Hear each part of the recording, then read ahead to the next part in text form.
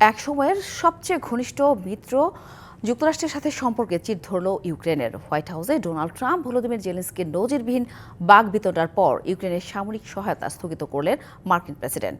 কতদিন এই সামরিক সহায়তা বন্ধ থাকবে তা এখনও জানা যায়নি। ট্রাম্পের সাথে তর্ক বিতর্কের পর ইউক্রেনে শান্তি প্রতিষ্ঠা অনেক অনেক দূর এমন মন্তব্য করেন ভলোদিমির জেলেনস্কি।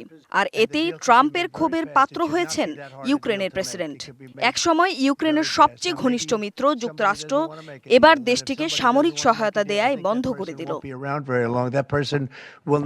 হোয়াইট হাউসের এক কর্মকর্তার বরাতে গণমাধ্যম জানাচ্ছে, ইউক্রেনকে দেয়া সহায়তা সমাধানের পথে ব্যবহৃত হচ্ছে কিনা পর্যালোচনার মাধ্যমে তা নিশ্চিত করতে স্থগিত রাখার সিদ্ধান্ত নেওয়া হয়েছে। কালার এক্সপার্ট, জর্জ স্যাপ এবং মাইল্ড অন হ্যান্ডস টেকনোলজি সমৃদ্ধ অরিক্স ক্রিস্টাল ওয়াশ আপনার ট্রাম্প যতক্ষণ না মনে করেন কিয়েভ শান্তি আলোচনায় প্রতিশ্রুতিবদ্ধ, ততক্ষণ পর্যন্ত তিনি এ সহায়তা বন্ধ রাখবেন। যুক্তরাষ্ট্রের যেসব সামরিক সরঞ্জাম এখন ইউক্রেনে যাওয়ার পথে সেগুলো এই স্থগিতাদেশের আওতায় পড়বে।